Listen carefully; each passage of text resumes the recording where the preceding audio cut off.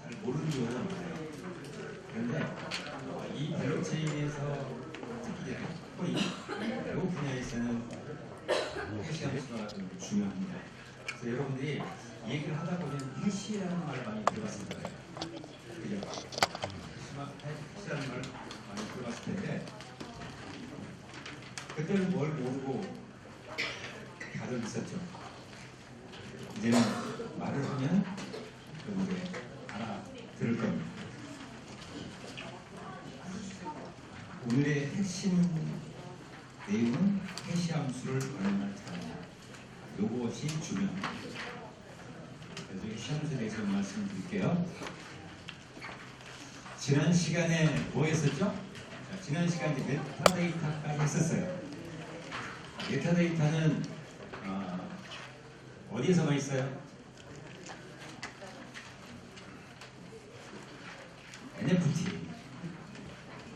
NFT에서는 메타데이터가 굉장히 중요해요.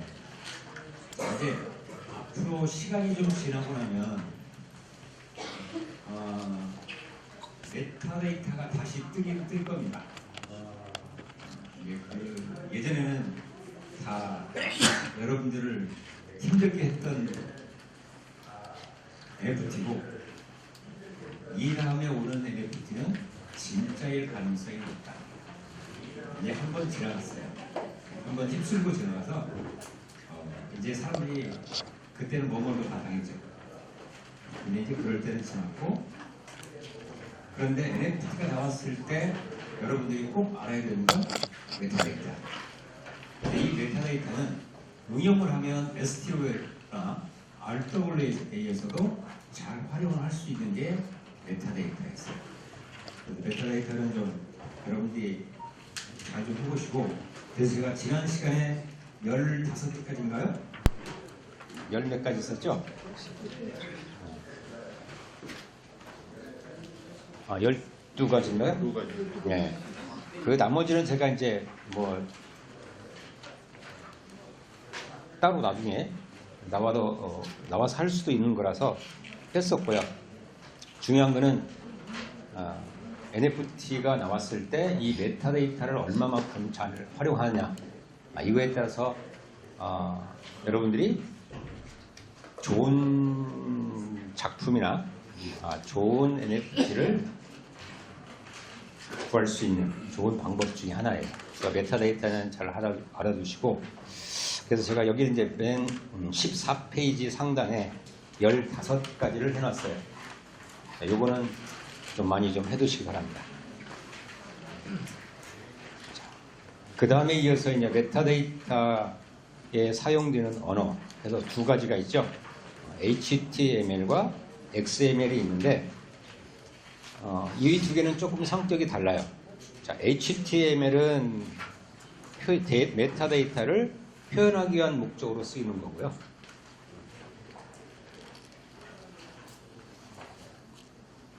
그 다음에 그 밑에 있는 XML은 확장 가능한 언어예요.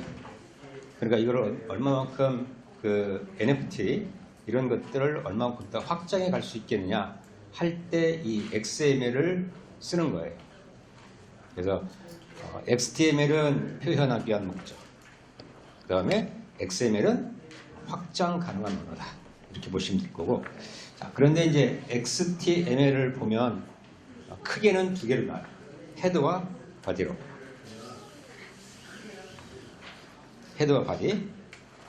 그 다음에 그 중에 이제 바디를 보면 그 테이블이 있고, 그러니까 요거는 표예요. 여러분들 많이 보셨죠? 그러니까 그 위에 있는 표 이런 걸 이제 테이블이라고 하고, 그 다음에 줄과 줄 사이 핵을 얘기할 때 TR이라고 하고, 그 다음에 칸이죠. 그거는 TD라고 얘기를 해요. 자, 이런 것들은 이제 기본적인 것들이니까 평소에도 이것 좀 해 두시기 바랍니다. 그러면 NFT 할 때 도움 많이 돼요. 그 다음에 이제 XML이 있는데, 뭐 기술 요소와 기술 속성, 그 다음에 기술 언어, 자, 이런 것들은 한 번씩 읽어보셔도 됩니다. 그래서 그 다음 페이지에 보면 자, XTL, ML 있죠. 그래서 웹상에서 문서의 형식 또는 양식을 규정한 언어고, 그 다음에 XML.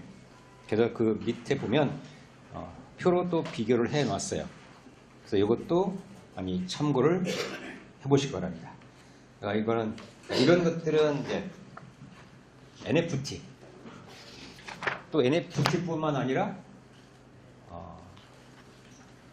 RWA 또는 STO 이런 거 많이 써먹어요. 꼭 기억해 두시기 바랍니다. 자, 그 다음에 이제 블록체인 해시 함수 어디 갔어?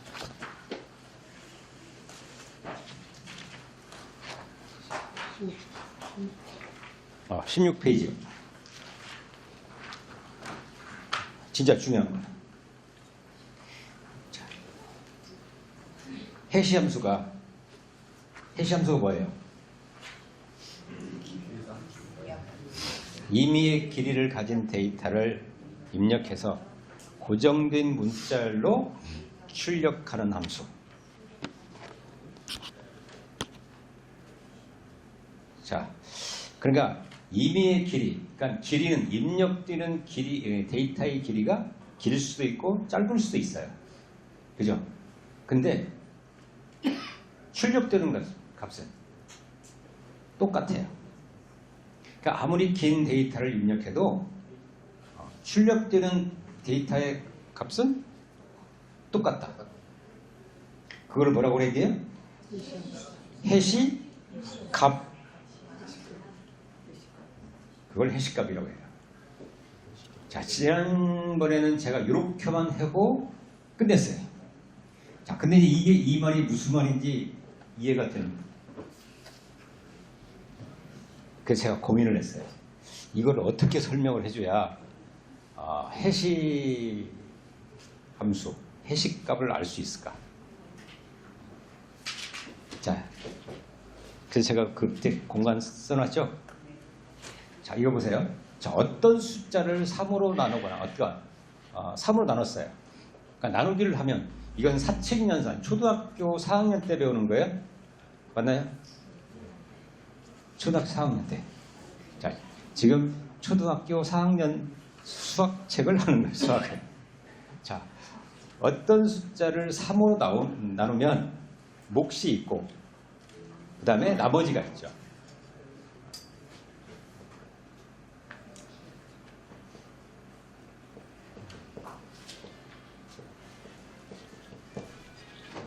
자, 어떤 숫자를 3으로 나눈다고 치죠. 자, 3. 자, 3을 3으로 나눈대요. 그럼 몫이 얼마예요? 1이고 나머지는 0. 근데 4를 3으로 나누면 몫이 1이고 나머지가 1. 자, 5를 3으로 나누면 1이고. 자, 그런데 이거를 두 자리로 해볼까? 세 자리로 해볼까요? 자, 두 자리로 한번 해볼게요. 두 자리면 12부터 할까? 자, 12 나누기 3. 몫이 4. 나머지는요? 14, 4, 1, 14,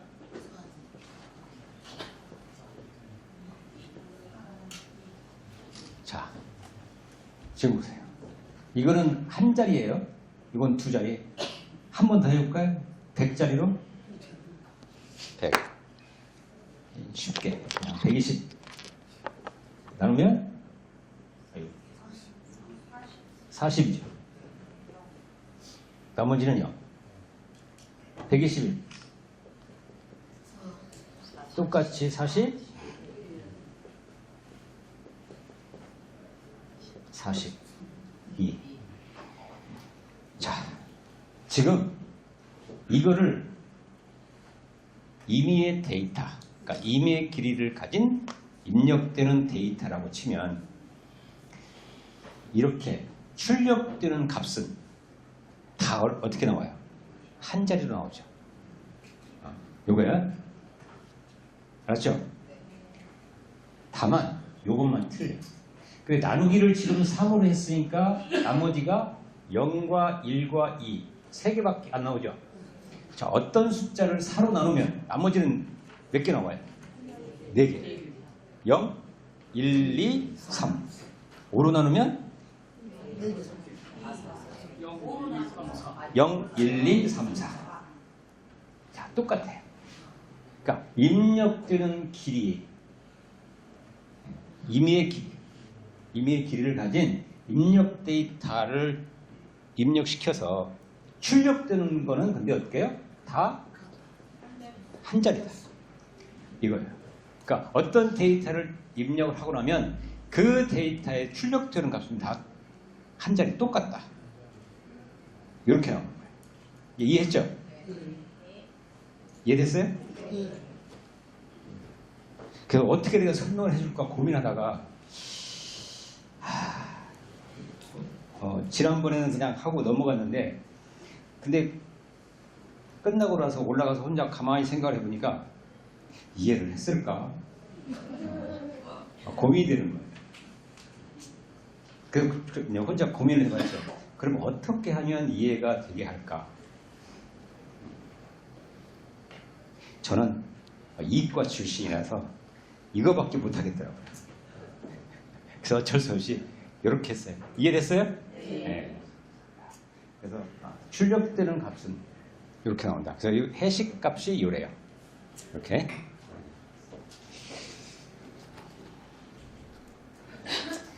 그런데 이제 여기 보면 그래서 그 해시함수 보시면 자 임의의 길이를 가진 데이터를 입력받아 고정된 길이 그러니까 일정하다는 얘기죠. 고정된 길이의 데이터 문자열로 출력하는 함수. 자 이거를 해식값이라고 하죠. 자 그래서 이제 해식값을 해시코드라고도 얘기를 하고요. 다이제스트라고도 얘기를 하고. 우리가 간단히 말할 때 해시라고 하는 것이 바로 요거예요. 해시값이에요. 그래서 이렇게 해시라는 말을 많이 들었을 겁니다. 자, 그래서 이렇게 나머지 계산은 매우 간단하게 예측할 수 있는 해시 함수지만 실제로 사용하는 복잡한 해시 함수는 비트 연산, 비선형 함수, 비선형 함수. 그래서 그 다음에 복잡한 알고리즘. 복잡한 알고리즘을 사용해서 뭐를 보장? 안정성과 충돌 저항성. 충돌 저항성.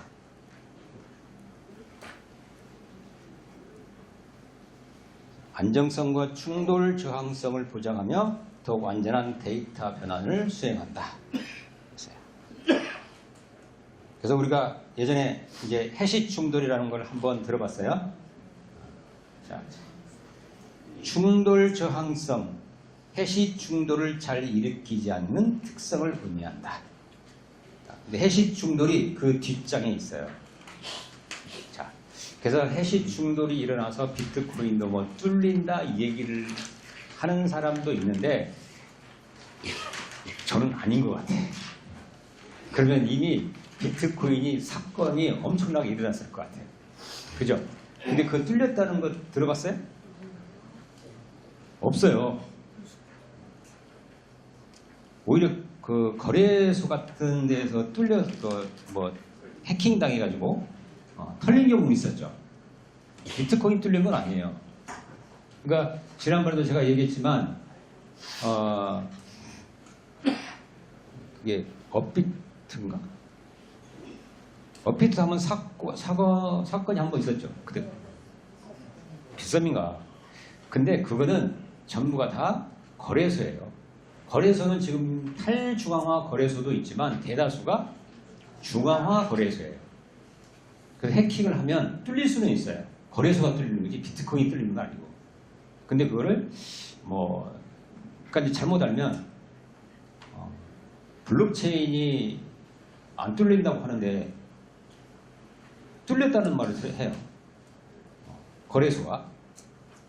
그거는 다 거래소 내부에서 하는 짓이고 지금까지 블록체인이 그렇게 뚫리는 거는 없었다. 이렇게 보시면 됩니다. 그래서 다 그런 헛소리예요. 그래서 특히나 거래소가 뚫렸다 그러면 자체 내에서 내부 사람들이 장난을 쳐서 그런 거지 블록체인이 해킹이 돼서 그런 거는 절대 아니다.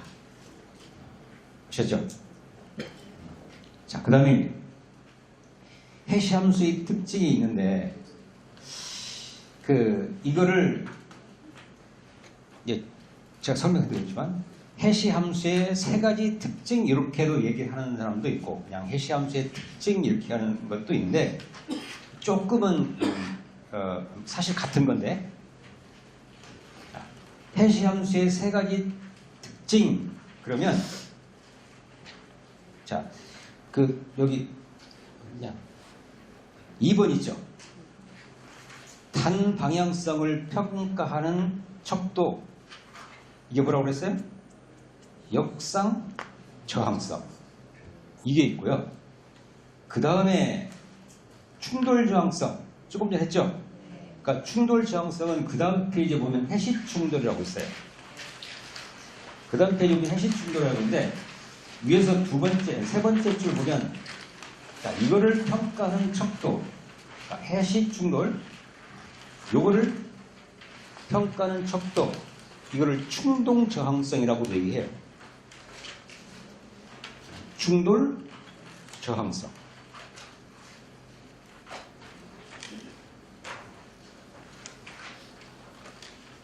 자, 그래서 해시 함수의 세 가지 특징 그러면 역상 저항성. 거기는 없어요. 한번 적으세요.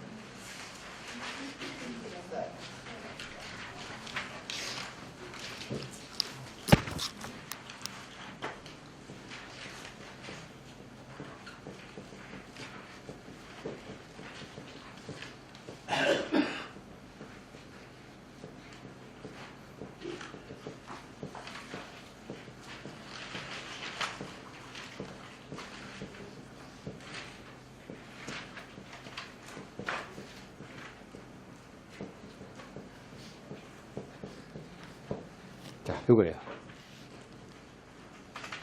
자, 이렇게 얘기하는 경우도 있어요. 일단 적어놓으세요.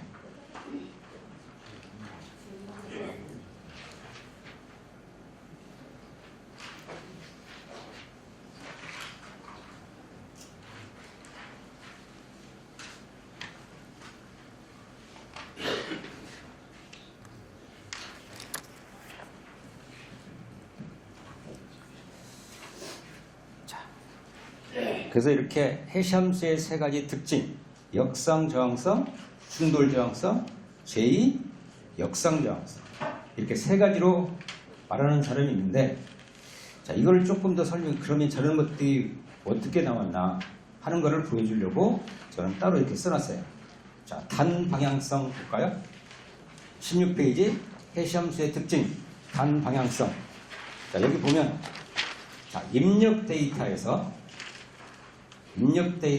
해시 값으로 변화는 쉽지만 해시 값에서 원래의 데이터로 역변화는 거의 불가능하다. 역변화. 따라서 해시 함수가 데이터의 무결성 보장과 보안 용도로 활용하는데 중요한 특징이다. 그러니까 단방향성은 뭐예요? 한쪽 방향으로 가는데 역으로는 안 간다 이 소리예요.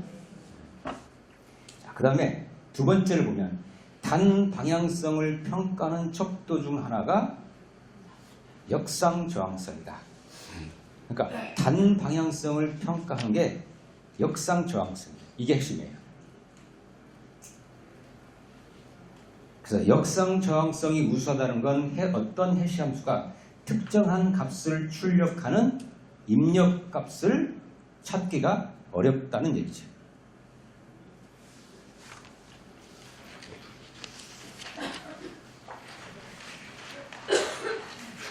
자, 그러니까 단방향성은 다시 얘기하면 그거예요. 자, 이건 초등학생이 알 수도 있을 것 같아요. 자, 물 하면 뭐예요? 물, H2O. 자, 이거를 전기분해하면 수소와 산소로 되죠. 전기 분해하는 거예요. 근데 물을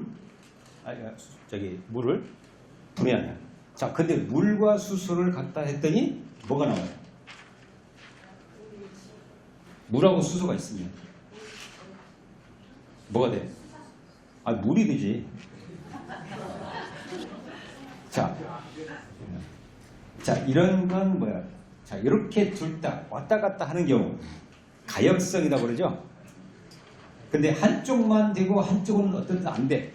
비가역성 그러잖아요. 그래서 이렇게 한쪽으로만 되는 거. 비가역성, 단방향성 이렇게 얘기합니다.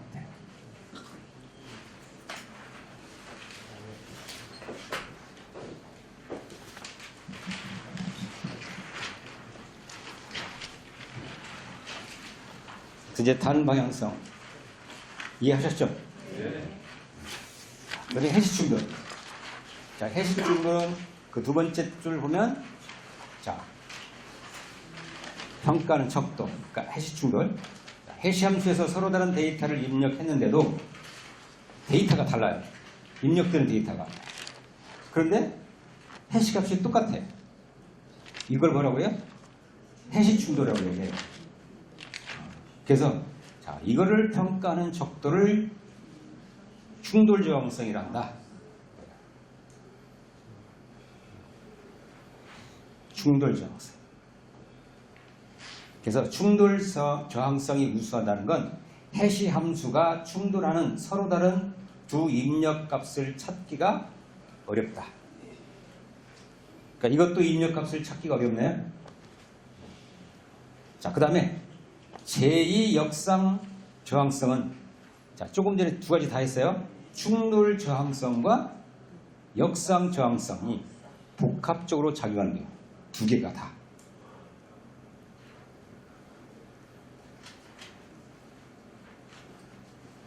그래서 A라는 입력의 해시값과 동일한 해시값을 갖는 입력 B를 찾기 어려워야 함을 말하는 거다.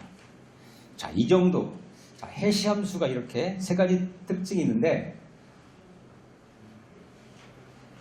단방향성을 척도로 평가하는 척도, 역상 저항성. 해시 충돌 정도를 볼 수 있는 게 충돌 저항성. 이 두 개가 복합적으로 작용하는 게 제2 역상 저항성. 이 정도까지 안다 그러면 그 사람은 웬만한 엔지니어 가서 얘기해도 됩니다. 여러분들은 엄청난 실력을 가진 사람이에요.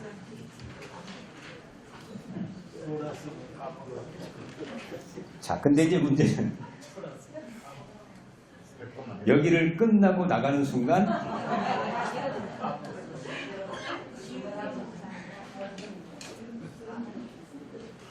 그럼 그렇게 되지 않으려면 어떻게 되겠어요?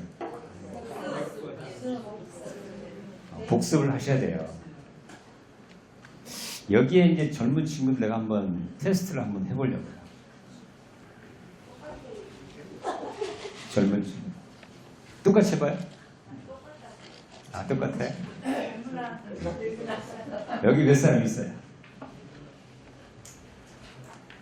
지금 옆방에도 계시는데 한번, 그래서 내가 중간에 시험을 한번 볼까 해요.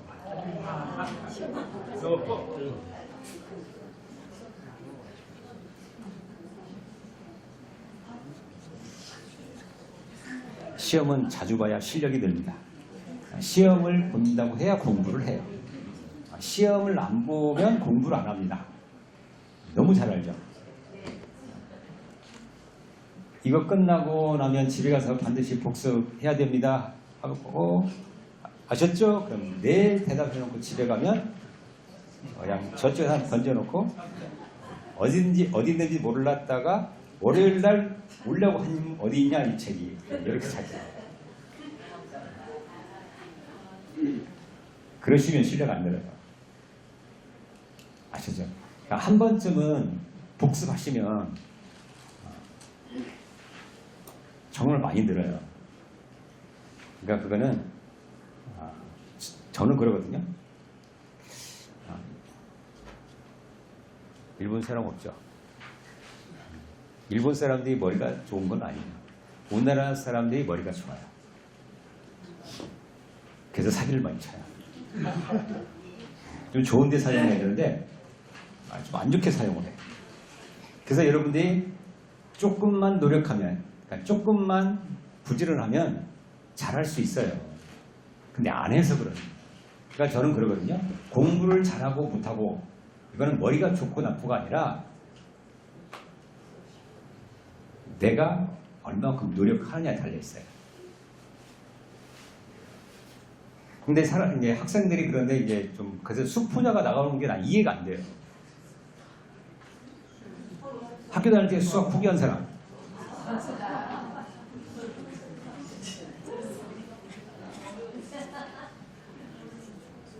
딱 보니까 몇 사람 계세요.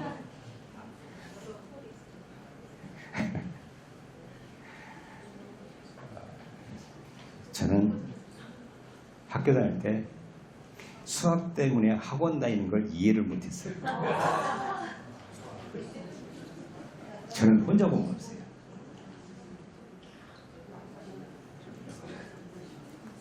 오히려 저는 저 때는 국민윤리라는 과목이 있었잖아요. 그게 진짜 어려웠어요. 꼭 시험을 보면 하나 두 개를 꼭 틀리는 거야. 그럼 저는 열받는 거죠. 그러니까 만점 맞아야 되는 건데 다른 애들은 다 만점 맞고 국민윤리에서 나는 꼭 한두 개씩 틀려요. 그러면 진짜 막 열받는 거지. 물리는 어땠어요?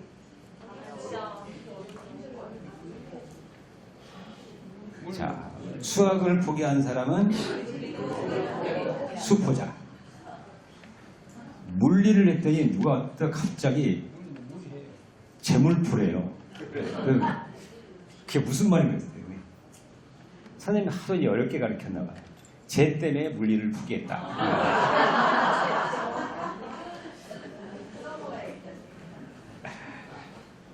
제일 쉬운 게요, 수학하고 물리예요. 그냥 속으로 지금 그러고 있다. 아유, 저 인간이 진짜 좀 약올리나. 그래서 그러니까 왜 이거 손자나 지금 아이들한테 이런 얘기를 해주세요. 수학은 암기 과목입니다. 아세요? 수학은 암기 과목이에요. 그러면 이해 과목, 철저하게 이해 과목이 물리예요. 그래서 수학을 포기하는 거예요. 그래서 이해를 못 하겠는 거예요. 그러니까 내가 이걸 아까 하면서도 이거를 해줘야 되나? 이 정도는 다 알겠지. 해서 이제 해드린 건데, 특히 집에 가시면 조카가 됐든 아이가 됐든 손녀가 됐든 수학은 암기 과목이다. 그리고 물리는 이해 과목이다. 그래서 보면 물리를 잘하면 수학을 다 잘합니다. 근데 수학을 잘하면 물리는 한번 체크해야 돼. 근데 대부분 다 잘못 알고 있어요. 우리 아이는 수학을 잘하니까 물리도 잘할 거야. 천만의 말씀이에요. 아니에요. 그게 있어요. 그래서 자기가 얼마만큼 노력하느냐에 따라서 달라요. 그래서 여러분들이 꼭 마치고 나면 집에 가셔서 복습을 한 30분이면 충분히 할 거예요. 한 30분만 시간 내서 복습을 하시면 남는 게 많아요. 가장 좋은 건 뭐냐? 강의가 끝나고 10분 이내에 다시 한번 보는 거. 가장 기억이 오래 남습니다. 그리고 집에 가서 한 번만 더 보시면 그거는 진짜 끝나요. 영어 단어요. 여기서 또 내 자랑 나오네. 제가 학교 다닐 때 걸어다니는 영어 사전이었어요. 어떻게 외웠냐? 그 책이 1070페이지짜리예요. 그러면 단어가 수만 단어짜리예요. 적어도 몇만? 한 2, 3만 정도 단어예요. 그걸 제가 3개월 딱 일주일 만에 5번을 봤어요.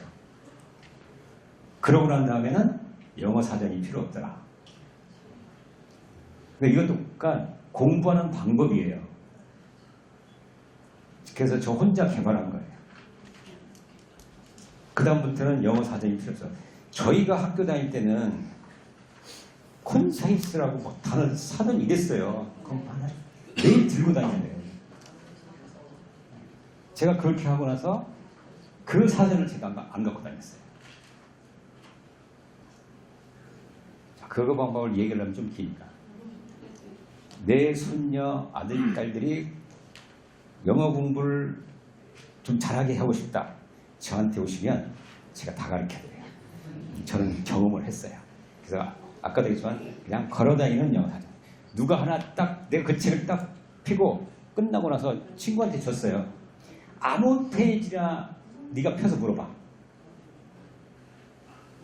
그래서 한번 딱 했더니 자, 몇 페이지는 몰라. 근데 왼쪽 페이지인지 오른쪽 페이지인지는 알아. 그래서 위에서 몇 번째 단어를 딱 하게 뭐다 해놓고 거기에다가 동의어, 반의어, 동사형, 명사형, 형용사를 쫙 깔면 10개가 돼요. 한 단어 외우면 10개가 외우는 거예요.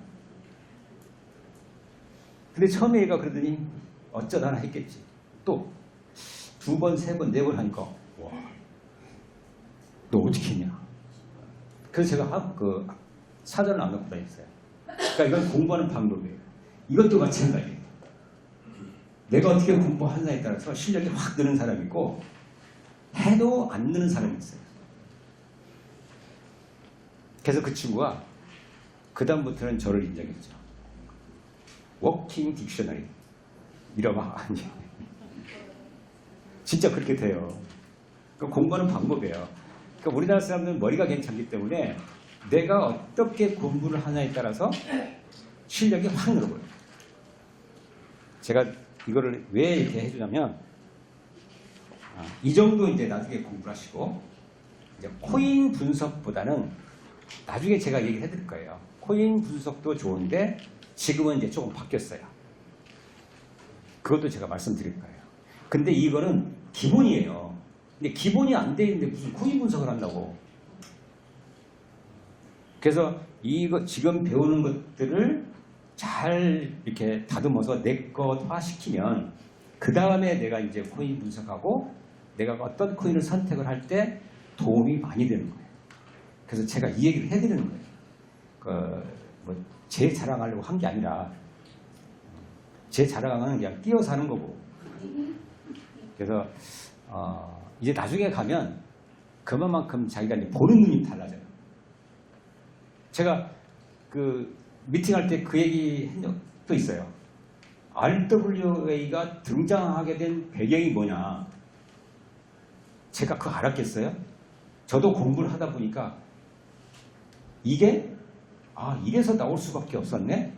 거기에서 뭐가 나와요? 메타데이터라는 말이 나와요. 아마 저하고 미팅하시면서 메타데이터라는 말을 들어보셨을 거예요. 전부 다 내가 어떻게 공부하냐에 따라서 다 달라진다.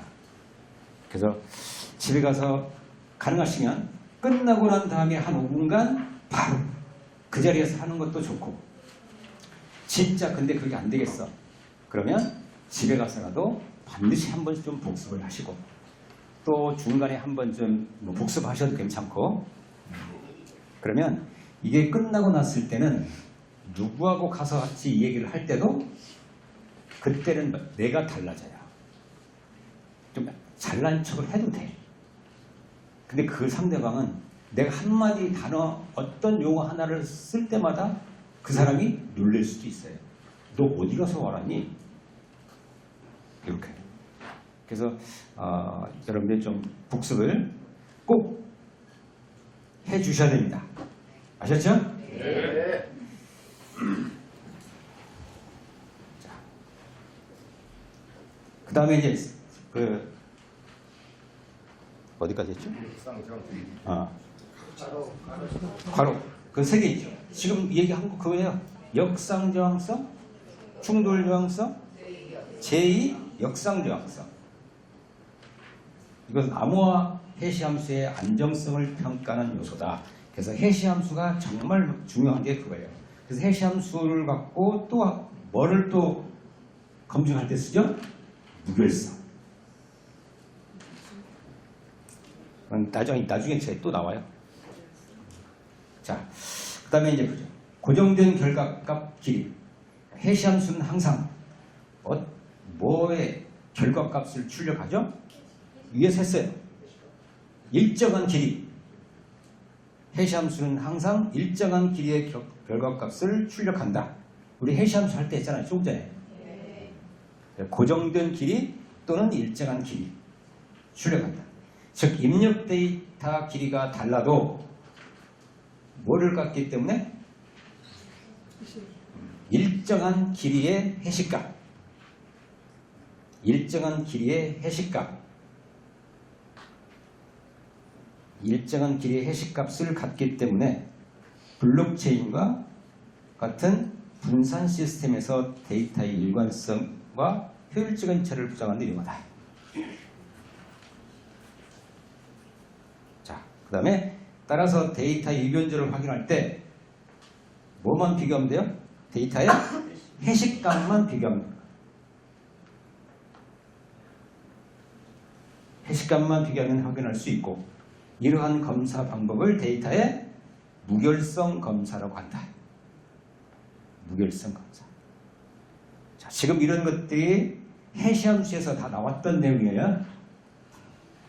그래서 해시함수는 정말 중요하다. 자, 그 다음에 블록체인의 해시함수 사용. 블록체인의 해시함수 사용 이유. 자, 블록체인 데이터는 해시함수를 사용해 고유한 해시값으로 변환해서 저장함으로써 식별성, 그 다음에 무결성, 데이터의 보안,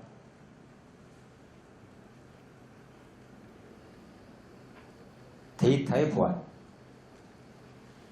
한마디로 보안성이지 뭐예요. 그죠? 자, 이런 장점을 얻을 수가 있다.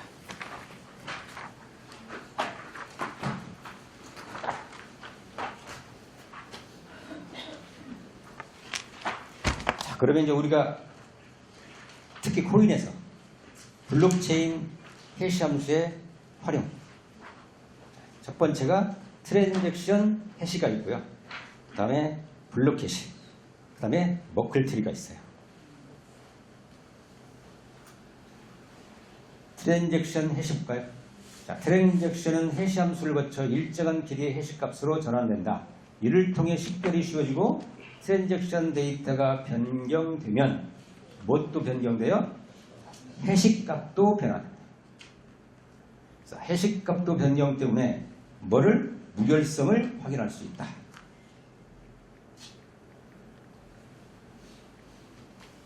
자, 또한 해시된 데이터는 원본 데이터로 복원이 쉽다고 했어요? 어렵다고 했어요? 어렵다고 했어요. 그게 바로 아까 얘기했던 단저항성. 이거를 평가하는 게 역상저항성이라고 했어요. 자, 어렵기 때문에 블록체인에 저장된 데이터의 안정성이 높아진다.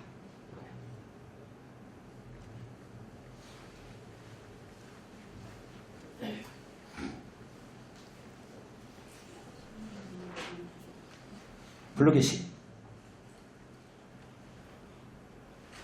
자, 각 블록은 블록에 포함된 데이터를 기반으로 한 고유한 해시값을 갖는다. 이를 통해 블록들은 서로 구별되며 특정 블록을 찾거나 검증할 때 해시값을 사용할 수 있다.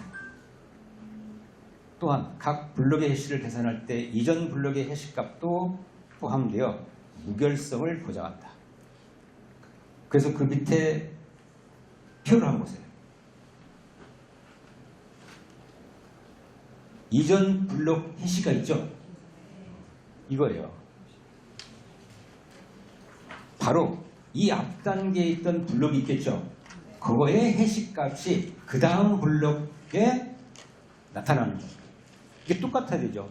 이전의 블록 해시값하고 새로 생긴 블록 해시값하고 틀렸어요. 이거 잘못된 거죠. 이게 그 말이에요. 그래서 이렇게 전부 다 이런 것들은 해시값을 사용하는데 전부 다 뭘 봐요? 자, 안정성 또는 무결성. 머클트리. 세 번째, 여러 개의 데이터를 하나의 뭘로 만드는 구조? 해시값.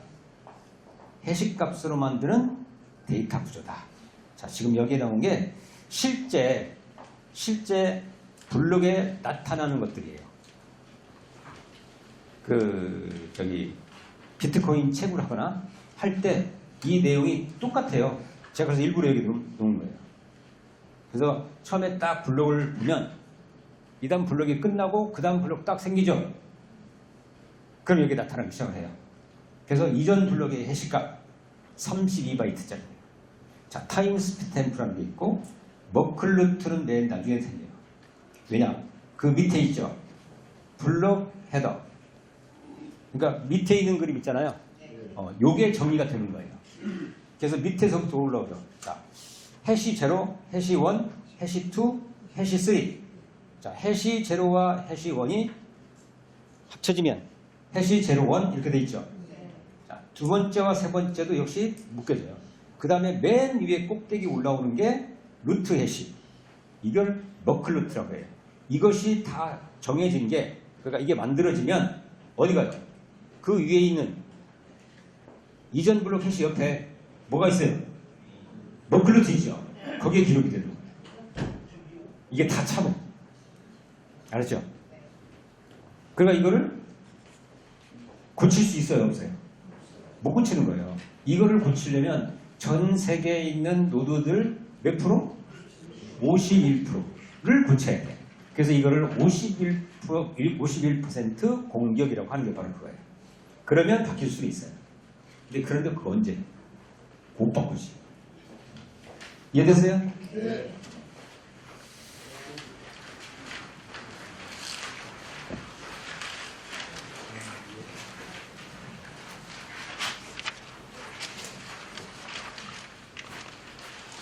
그 다음에 이제 블록체인에서 사용하는 암호화 해시 함수. 자, 이거는 뭐를 잘하는 사람이 이해하기 쉽냐면, 여러분들 고등학교 다닐 때 고2 때 배웠던 미치겠네. 수포자한테 이런 얘기를 또 어떻게 해? 수열 있죠, 수열. 수열 부분에 처음에 들어가면 이제 등차 수열, 등비 수열, 뭐 개차 수열, 뭐 이런 거 쭉 있죠. 그 맨 뒤에 가면 뭐가 나와요? 알고리즘, 순서도 여기하고 좀 관련이 돼요. 이게. 자, 근데 이제 SHA 이거는 이제 SHDL 해시 알고리즘 이렇게 되는데, SH는 미국 표준기술연구소에서 개발한 해시 함수 알고리즘이에요. 그러니까 미국에서 개발한 거죠. 근데 사실 이전에 개발하는 것도 있긴 있어요. 근데 주로 우리 이제 블록체인을 다루기 때문에 코인 이걸 제가 쓴 거예요. 자, 그래서 이게 이제 SH1, 2, 3 좀 버전이 좀 향상된 거예요. 그래서 비트코인은 SH2 계열이고 이더리움은 SH3 계열이에요. 뒤에 나와요. 그래서 SHA256 비트코인이죠. 요걸 씁니다. 그래서 거기 보면 SH2 계열에 속하는 해시 함수로 256비트, 그러니까 32바이트 해시 값을 생성한다. 자, 블록체인 기술을 기반한 최초의 암호화폐인 비트코인. 비트코인은 SHA256을 트랜잭션 처리와 보안에 사용된다. 그래서 SHA256, 그러니까 SH2 계열이죠. 자, 요거를 비트코인에서는 사용을 했고요. 물론 뭐 비트코인 위에 몇 개 있긴 한데, 자, 그래서 비트코인 위에 다른 암호화폐와 블록체인 프로젝트에서 SH256을 사용한다. 그 다음에 이제 KECCAK, 자, 요거는 그 SH3 계열이에요.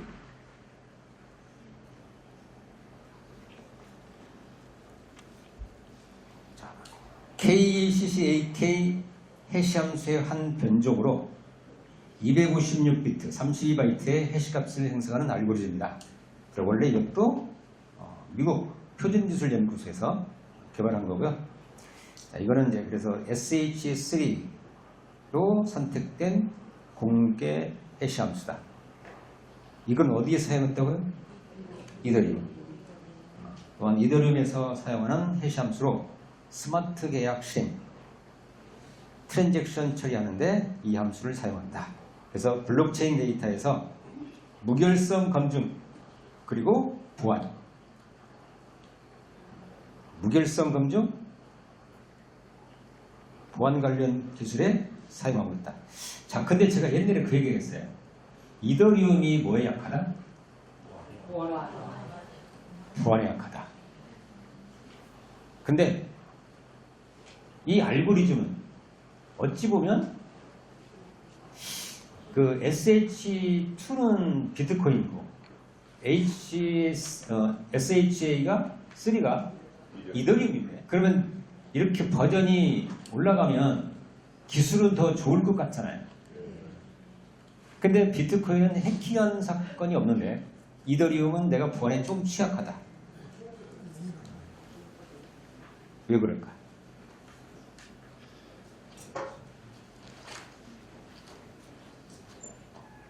그 개발 언어가 달라서 그런 거예요.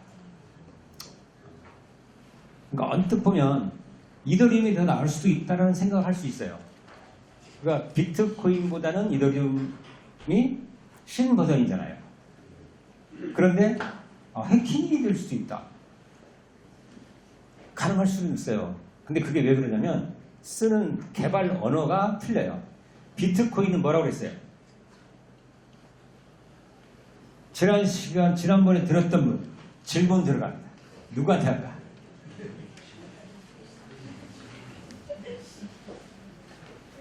비트코인이 자바스크립트 스크립트라고 했잖아요. 근데 이더리움 뭐라고 했어요?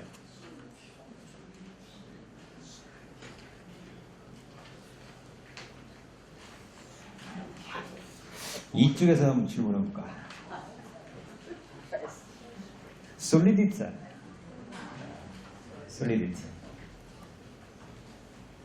그래서 솔리디티는 해킹을 당한 경험이 있어요. 그래서 내가 보완해야지. 거기다가 이더리움은 자, 여기 뒤에 있는데 머지를 통해서, 그러니까 2.0, 20년도 머지를 통해서 합의 알고리즘이 뭘로 됐어요? POW 방식에서 POS 방식. 자, 우리가 일반적으로 얘기할 때, 자, 작업 증명과 지분 증명. 이거 몰라도 돼요. 내가 나중에 얘기해 줄게요. 자, POW 방식과 POS 방식이 있다고 그랬어요. 자, 근데 비트코인은 POW 방식이에요. 근데 이더리움은 POS예요. 자, 이렇게 POW와 POS를 구분할 때 보안성을 갖고 따지는 경우가 있어요. 그래서 채굴 방식이 POW다 하면 보안이 좀 좋다. 이렇게 얘기하고, POS 방식은 보안성은 좀 떨어진다. 그런데 이거 장단점이 있어요.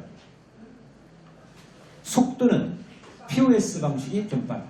그래서 이더리움이 POW 방식에서 POS로 바꾼 건 뭐 때문에요? 속도, 그걸 갖고 확장성 때문에 그런 거예요. 근데 보안이 좀 취약해.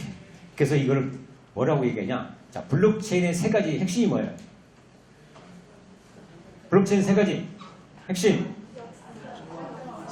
탈중앙화. 그 질문이요? 이제 모르는 질문이요. 탈중앙화. 그 다음에 보안. 그 다음에 확장성. 이 세 가지를 꼭 알아야죠. 탈중앙화, 보안성, 확장성.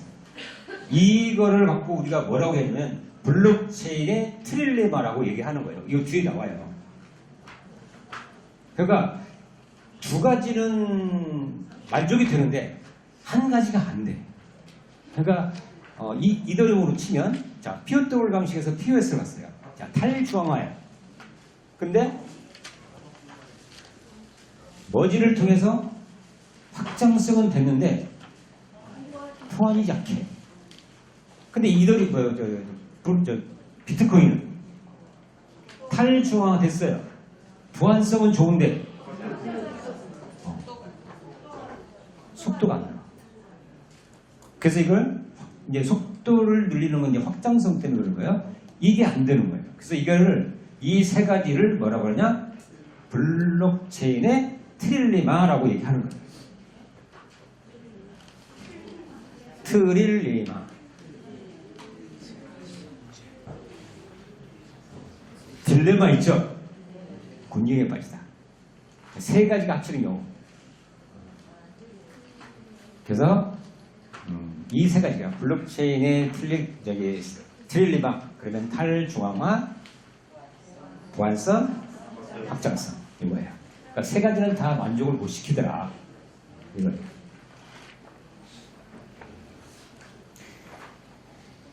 자, 그 다음에 이제 RIPMD인데 요거는 그냥 한번 읽어보시고. 근데 이런 거는 블록체인, 코인에서 많이 써먹긴 해요.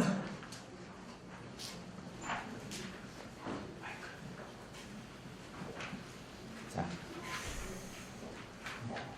그로스톨 알고리즘. 자, 이것도 좀 이런 알고리즘이 있다라는 거 좀 알아주시면 좋을 것 같고요. 그래서 이 알고리즘을 활용한 그로스톨 코인이 있고, 그로스톨 코인. 그 다음에 디지바이트 들어본 적 있죠? 디지바이트라는 코인이 있어요. 디지바이트. 그 다음에 이제 버지 들어보셨어요? 이것도 버지 있어요. 버지는 새로운 블록체인에 활용되기도 했다. 자, 그 다음에 이제 블록체인에서 해시함수는 핵심적인 역할을 수행하는데 대부분 무결성 검증, 블록 식별, 체인의 작업 증명, 그러니까 이제 합의 알고리즘. 그래서 이거 중요한 거예요. 근데 여기서 그냥 내가 그 지분 증명은 안 썼지만 유효성 검사, 디지털 서명 이런 것들이 있다. 자, 그다음에 이제 해시함수로 해결할 수 없는 문제. 자, 해시함수는 수정 또는 변경을 했는지 검출을 할 수 있지만 거짓 행세를 검출하는 것. 그러니까 잘못 입력된 것을 검색할 수는 없다. 그러니까 한번 딱 입력이 되면 끝인 거예요. 그러니까 거짓 행세를 검출하는 것은 어렵다. 못한다. 자, 그 다음에 이를 위해서는 무결성 이외에 인증 절차가 필요하죠. 그래서 인증을 수행하기 위한 기술이 메시지 인증 코드. 여러분들 인증 코드 많이 해봤죠? 인증 코드. 그 다음에 디지털 서명.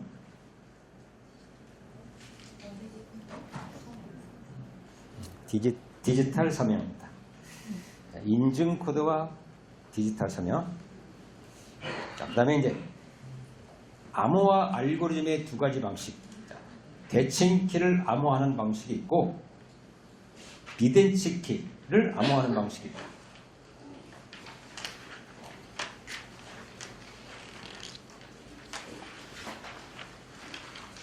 이거는 읽어보시기 바랍니다.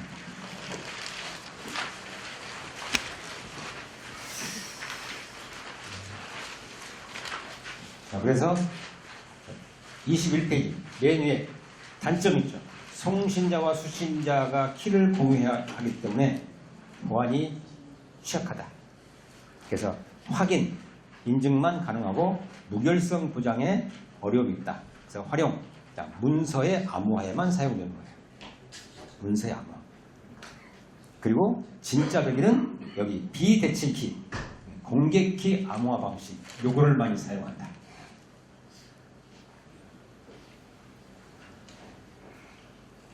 자, 데이터를 암호화와 복호화에 서로 다른 두 개의 키싸움.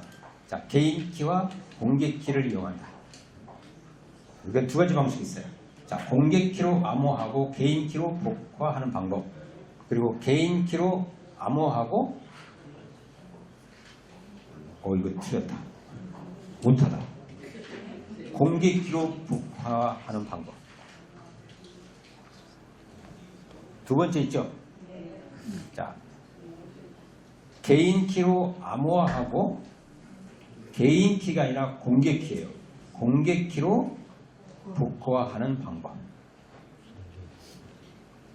자, 활용은 이렇게 전자서명 검증, 송수신자 간의 통신 암호화.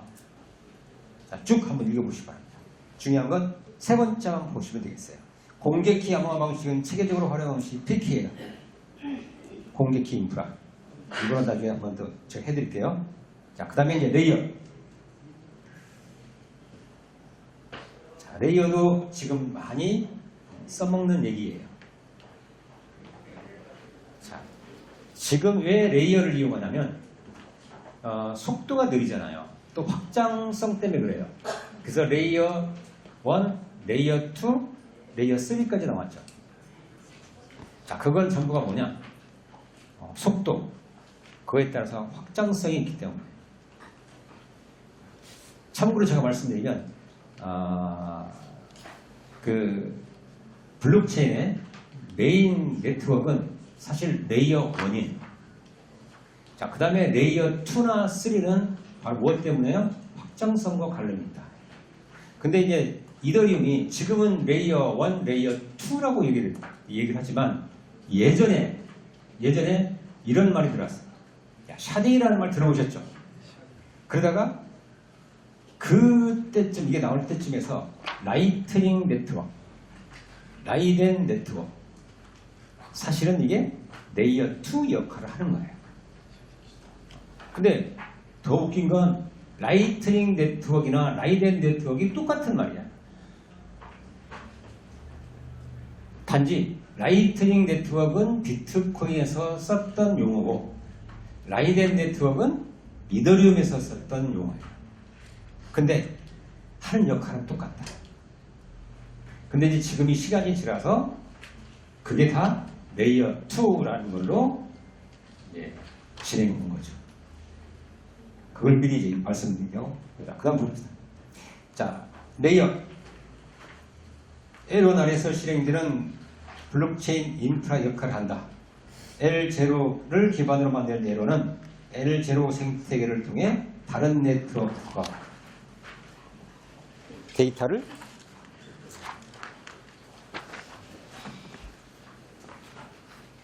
주고받거나 소통할 수 있다. 이런 코인이 뭐가 있어요? 코스모스 있습니다. 코스모스. 지난 시간에 지난번에 일기 때 지켓이 괜찮다고 한 것 같은데 혹시 산 사람? 여기 샀어요. 특강 하실 때 지켓이 조금 샀어요. 몇 배 올랐다며요.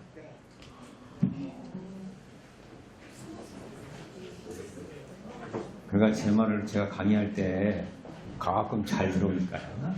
그러니까 잘 듣고 있다가 저 사람이 무슨 얘기하나 그럴 때 툭 던지면 얼른 조금씩 사와요. 제가 그랬죠. G캐시는 괜찮습니다. G캐시가 익명성 코인만 우리나라는 없지만 왜 제가 이걸 얘기하냐면 일단 발행 개수가 적어요. 몇 개? 지난번에 강의 들었죠? 몇 개?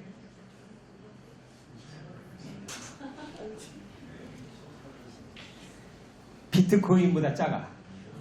몇 개요? 그 몇 개 있잖아요. G캐시도 얘기했고, 모네로도 있고, 대시도 얘기했고, 다 그게 1,800만 개 정도밖에 안 돼요. 그래서 G캐시는 저기 그레이스 힐에서 계속 투자도 하고, 자산운용사들에서, 미국의 자산운용사에서 계속 투자를 합니다. 그런 코인이 있어요. 그래서 지난 시간에 G캐시 이거는 괜찮다라고 얘기를 했으면 가르쳐줘도 못 사네. 루비트 하느라고? 괜찮아. 그럼 괜찮아. 루비트가 더 벌 수 있어요.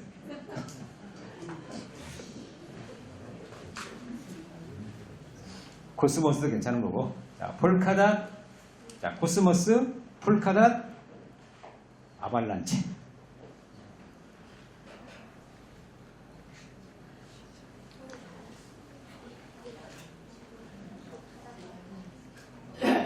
자, 레이어 1. 블록체인에서 가장 기본이 된 네트워크다. 이건 뭐, 메인넷 치면 다 레이어 1에 속해요. 자, 에로는 다른 네트워크의 영향을 받지 않는 독립적인 네트워크고, 각 네트워크에서 트랜잭션을 생성하고 처리한다. 여기 뭐 제가 이더리움, 바이낸스 체인 이런 거 있는데, 웬만하면 다 여기서 부족합니다. 그 다음에 레이어 2. 그러니까 메인넷이 있다 그러면 거의 레이어 1에 해당돼요. 자, 그 다음에 레이어 2. 에론을 기반으로 작동하는 네트워크다. 실제 트랜잭션은 L2에서 생성하고, 자, 트랜잭션 L2에서, L2는 대부분 어디에?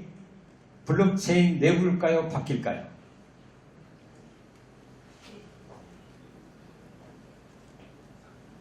아니야, 밖이에요. 밖에서 해야지. 그죠? 블록체인 밖에서 처리를 하고 별거치만 블록체인 안으로 끌어오는 거예요. 자, 그래서 블록체인 밖에서 하는 거 우리가 조금 유식한 말로 오프체인이다 이렇게 얘기하는 거고, 블록체인 내부로 갖고 오는 거, 여기를 온체인이라고 얘기하는 거예요.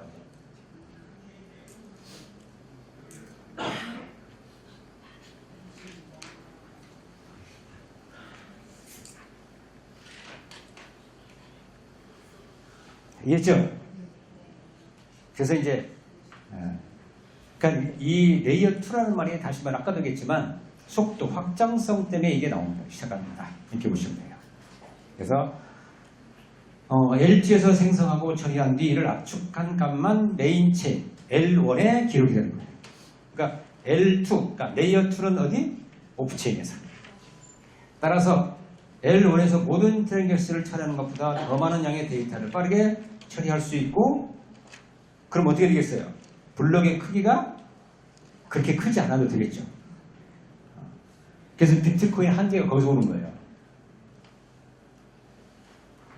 외부에서, 그래서 이 비트코인은 두 가지가 있었죠. 어떤 데이터? 거래 데이터와 서명 데이터가 처음에 같이 있었잖아요. 그러니까 블록이 계속 커져야 돼요. 한계가 오죠.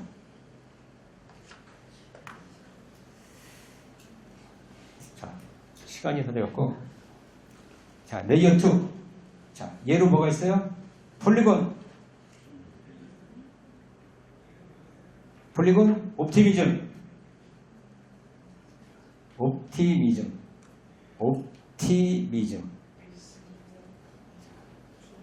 아비트럼,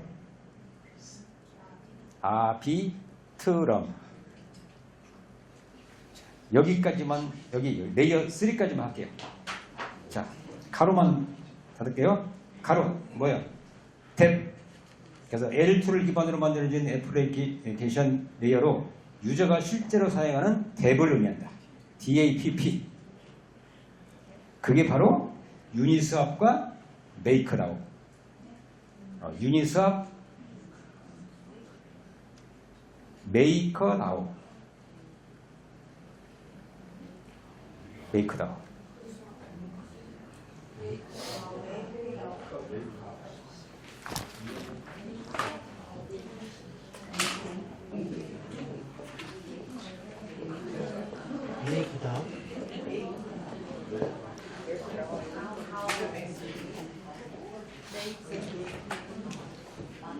여러분들 다이코인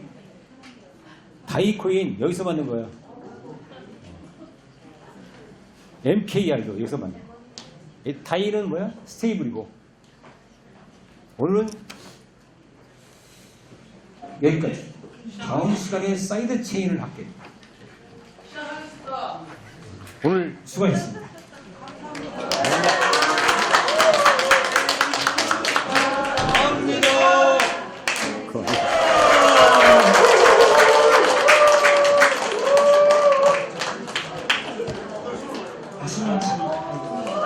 박수만 치니까 좀 그랬잖아요. 네, 이렇게 이벤트를 이렇게 진행을 했습니다. 천천히.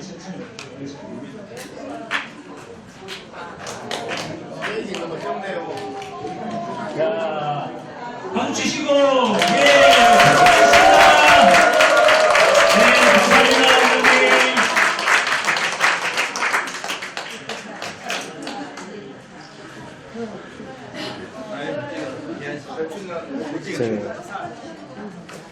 하여튼 이렇게 자리를 마련해 주셔서 고맙고요. 저는 꽤 불편합니다. 근데 하여튼 이렇게 또 기억해 주시고 고맙습니다. 여러분들이 또 그렇게 또 해주실 만큼 또 저도 더 열심히 해드리도록 하겠습니다. 하여튼 감사합니다.